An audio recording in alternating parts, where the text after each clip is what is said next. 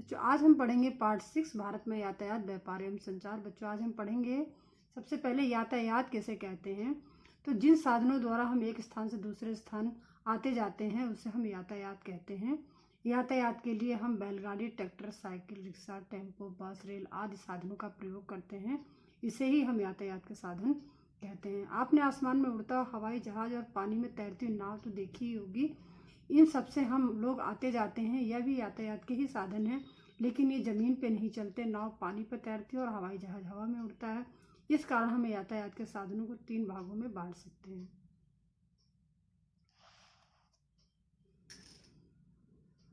स्थल मार्ग के साधन, जो साधन जमीन पे चलते हैं, जैसे ट्रैक्टर, साइकिल, रिक्शा, टेम्पो, बस, रेल, ये सब हमारी जमीनी संसाधन है। इसी तरह से जल मार्ग के साधन कौन कौन से, जो साधन पानी पे तैरते हैं, जैसे पानी का जहाज और नाव, ये पानी पे तैरते हैं, ये हमारे जल मार्ग के साधन है। वायु मार्ग के साधन, जो साधन हवा में उड़ते हैं उसे हम वायु मार्ग के साधन कहते हैं, जैसे हेलीकॉप्टर और हवाई जहाज, ये सब हवा में उड़ते हैं, उसे हम वायु मार्ग के साधन कहते हैं।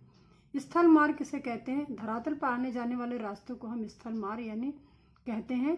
स्थल मार्ग में सड़क और रेल मार्ग दोनों ही आते हैं। नागरिकों की सुरक्षा के लिए सरकार द्वारा सड़कों के विकास पर भी जोर दिया गया है। इसके लिए सड़कों को कई वर्गों में बांटा गया है, जैसे राष्ट्रीय राजमार्ग, एक्सप्रेसवे, राजमार्ग और प्रमुख जिला सड़कें और अन्य जिला सड़कें और ग्रामीण सड़कों में बांटा गया है। धरातलीय बनावट के कारण भारत के सभी भागों में सड़कों का विकास समान रूप से नहीं हुआ। उत्तर के मैदानी भागों और दक्षिण के भागों में सड़कों का विकास अधिक हुआ, जबकि राजस्थान, असम और जम्मू कश्मीर राज्यों में कम हुआ। ऐसा क्यों? इसलिए क्योंकि मैदानी इलाकों पर सड़क बनाना आसान है और पहाड़ी इलाकों में सड़क बनाना आसान नहीं है, इसलिए यहाँ विकास ज़्यादा हुआ है। शेरशाह सूरी ने भी कोलकाता से पेशावर तक शाही राजमार्ग का निर्माण कराया था। इसे ब्रिटिश काल से ग्रैंड ट्रंक रोड यानी जीटी रोड के नाम से जाना जाता है। वर्तमान में यह अमृतसर से कोलकाता के बीच है। भारत के प्रमुख सड़क मार्ग कौन कौन से हैं, जैसे राष्ट्रीय राजमार्ग 1 NH1 दिल्ली से अमृतसर तक है और राष्ट्रीय राजमार्ग 2 NH2 दिल्ली से कोलकाता तक बनाया गया है। इसी तरह से राष्ट्रीय राजमार्ग 7 या NH7 वाराणसी से कन्याकुमारी तक बनाया गया है। राष्ट्रीय राजमार्ग 7 भारत का सबसे बड़ा राष्ट्रीय राजमार्ग है। भारत के अन्य राष्ट्रीय राजमार्गों को अभी हम लोग मैप में देखेंगे।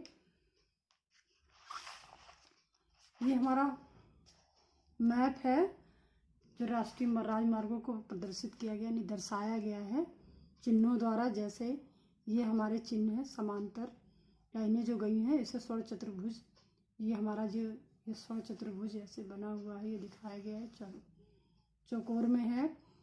उत्तर से लेकर पूरब तक, पूरब से लेकर दक्षिण, दक्षिण से लेकर पश्चिम तक ये स्वर्ण चतुर्भुज बनाया गया है।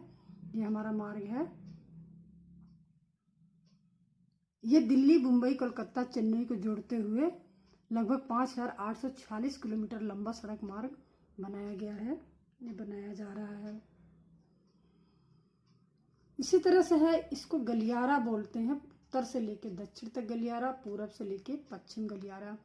तो उत्तर से लेकर दक्षिण तक गलियारा ये हमारा बनाया गया, यहाँ से लेकर यहाँ तक 4 भागों में बनाया गया है। उत्तर दक्षिण पूरब पश्चिम गलियारा। उत्तर दक्षिण गलियारा जम्मू कश्मीर और कश्मीर से श्रीनगर से तमिलनाडु के कन्याकुमारी तक विस्तृत है। ये 4016 किलोमीटर लंबा सड़क मार्ग है। और पूरब से पश्चिम तक ये हमारा गलियारा असम से लेकर के सिलचर से गुजरात के पोरबंदर तक 3640 किलोमीटर लंबा सड़क मार्ग बनाया जा रहा है। ये हमारा पूरब से लेकर पश्चिम तक बनाया जा रहा है। तो इसको हम उत्तर से दक्षिण गलियारा बोलते हैं, इसे पूरब से पश्चिम गलियारा बोलते हैं।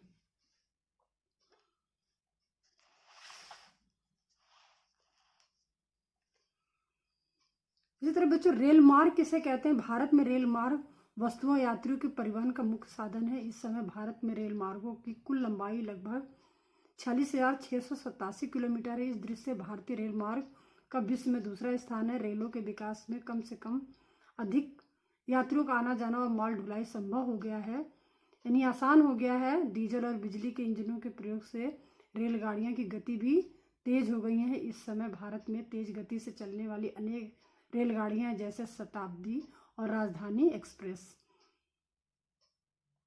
मैदानी भागों में रेल बनाना आसान होता है जबकि पहाड़ी क्षेत्रों में कठिन। ऐसा क्यों?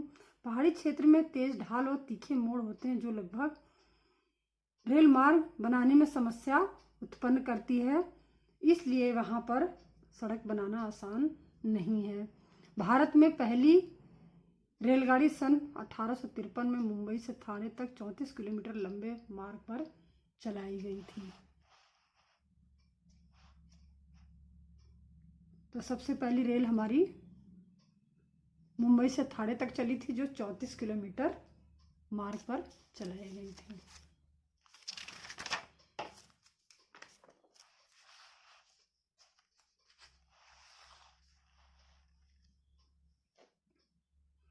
सुरंगें बनाकर रेल मार्ग बनाने पड़ते हैं जिससे अधिक धन खर्च होता है। भारत के दक्षिणी भागों के पठारी होने के कारण हमें यहाँ के रेल मार्ग टेढ़े मेढ़े हैं। भारत के पश्चिमी तट पर भोर घाट, पाल घाट एवं थाल घाट आदि दर्रों के सहारे रेल मार्ग बनाए गए हैं।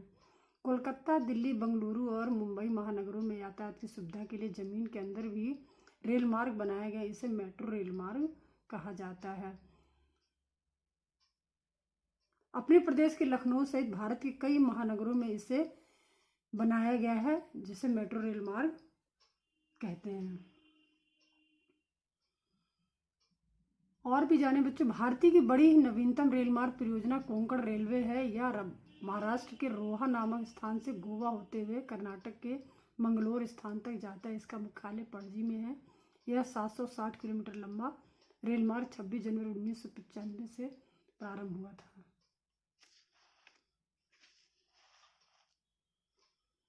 स्थल मार्ग में यातायात का विशेष महत्व है क्योंकि इससे हम घर के दरवाजे तक सामान पहुंचाया जा सकता है। रेल मार्गों की अपेक्षा सड़कों का निर्माण भी सस्ता और आसान है, जबकि पहाड़ी क्षेत्रों में रेल मार्ग की तुलना में सड़क बनाना आसान है।